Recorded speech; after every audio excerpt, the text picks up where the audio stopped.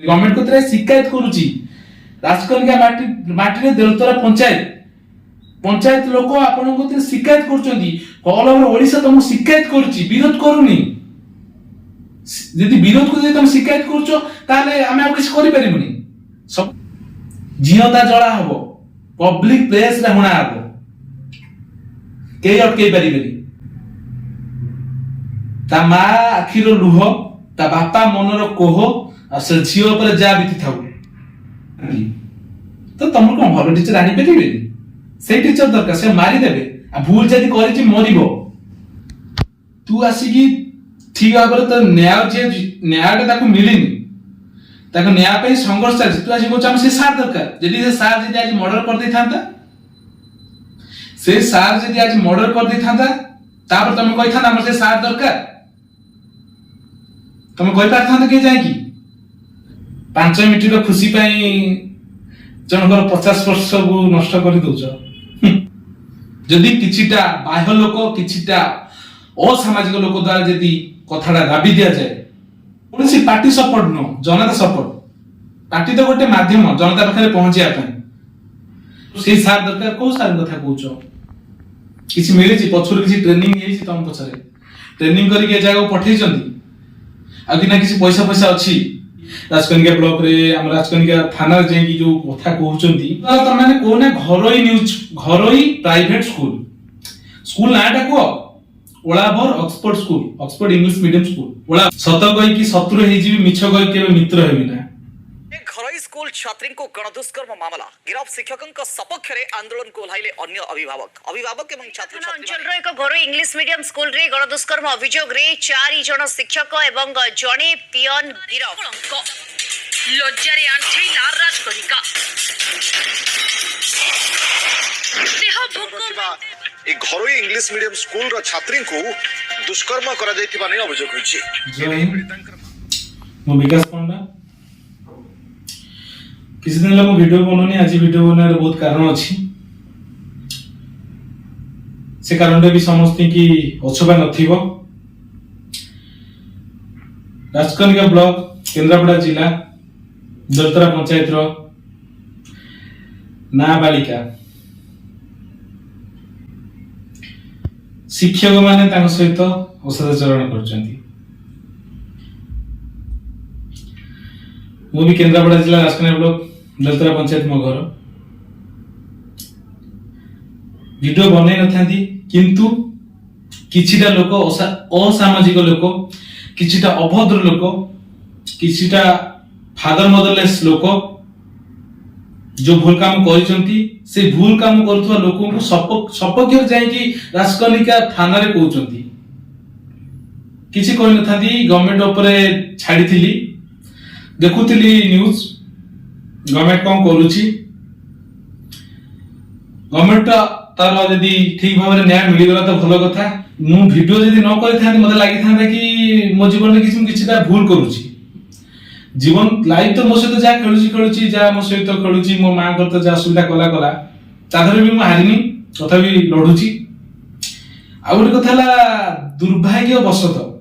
भूल बसत जदि मोर गवर्नमेंट चाकरी न हुए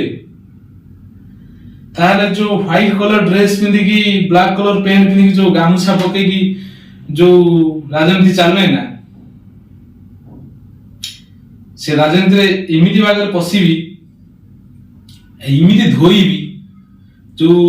थोड़ा ड्रेस पिंदी की कला पैंट पिंदी की जो लुटिवा चलची जो भूल को सपक्ष करवा चलची ठीक को माने दंड दवा चलची सेटा करे देबनी केबे सत कहि कि शत्रु हे जीवी मिछ कहि केबे मित्र हेबी ना कोन जानतला से छोटो पिलाटा 12 वर्ष छुआ दुनिया को कम देखिछि किछि जानिनी न्यूज वाला त माने कोने घरोई प्राइवेट स्कूल नाटा को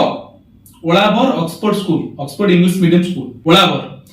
केंद्रापड़ा जिला राजकनिका ब्लॉक अंतर्गत ओलाभर जीपी रे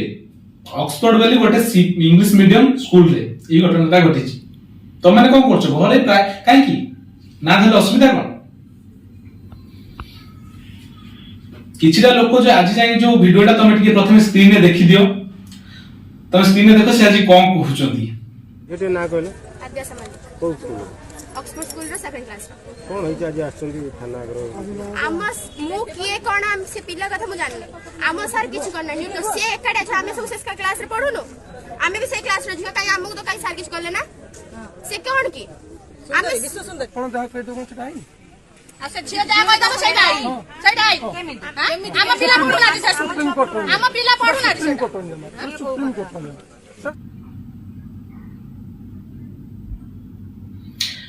ସ୍କ୍ରିନ ଦେଖିଲ ତ ମୁଁ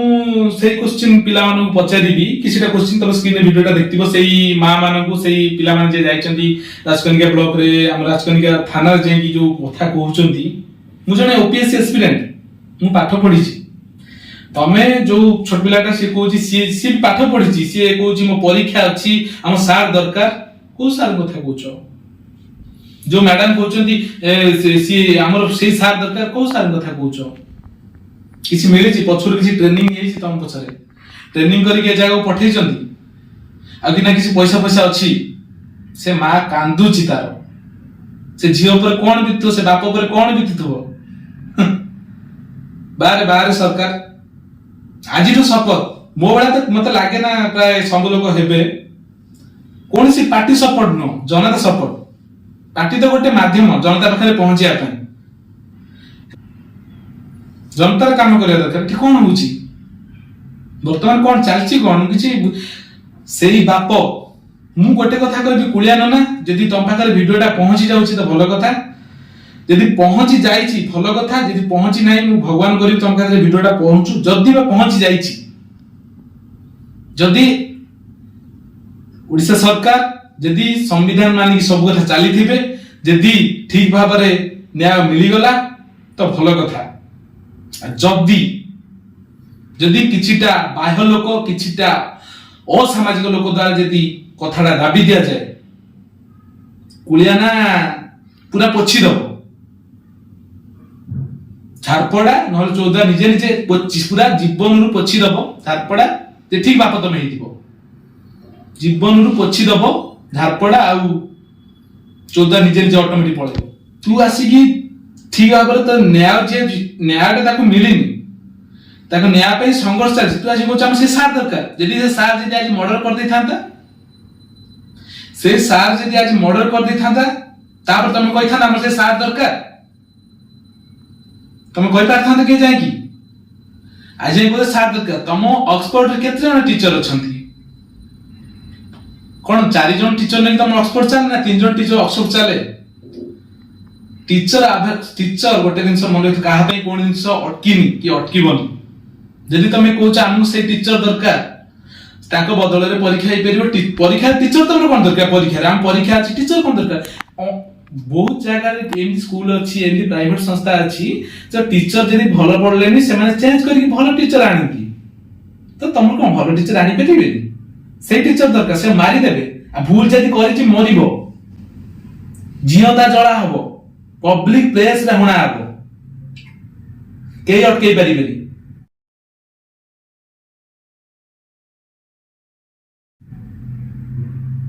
ତା ମା ଆଖିର ଲୁହ ତା ବାପା ମନର କୋହ ଆଉ ସେ ଝିଅ ଉପରେ ଯାହା ବିତିଥାଉ ତାକୁ ପୁଣି ତା ମା ଯାଇଛନ୍ତି ତମେ ତାକୁ ଅକ୍ସଫୋର୍ଡରେ ତମେ ତାକୁ କହୁଛ ଯାହା ତୁ କଣ କରିଦେବୁ ଏ ତ ଭାଗ୍ୟ ଭଲ ଜାଣିନୁ ଜମା କିଛି କଣ କରିଦବ ଜୀବନରୁ ମାନେ କହନ୍ତି ନାଇଁ ବେକ ବଡି ଥିବ ବେକ ନଥିବ ସେଇଆ ହବ ଆଉ ବିଜେପି ସରକାର ବର୍ତ୍ତମାନ ସରକାର ଯୋଉଟା ଚାଲିଛି ବିରୋଧ ନୁହେଁ ସାର୍ ଆପଣଙ୍କ ମତରେ ଶ୍ରୀଯୁକ୍ତ ମୋହନ ଚରଣ ମାଝୀ ସାର୍ ବିରୋଧ ନୁହେଁ ଶିକାୟତ ସେ ବିରୋଧକୁ ଆପଣ ମାନେ ଶିକାୟତକୁ ଆପଣ ଯଦି ବିରୋଧ କରିବେ ତାହେଲେ ଆମେ କିଛି କରିପାରିବୁନି ଶିକାୟତ କରୁଛୁ ଆପଣ ମାନଙ୍କ କତିରେ ଗଭର୍ଣ୍ଣମେଣ୍ଟ କତିରେ ଶିକାୟତ କରୁଛି ରାଜକନିକା ମାଟିରେ ଦେଲତରା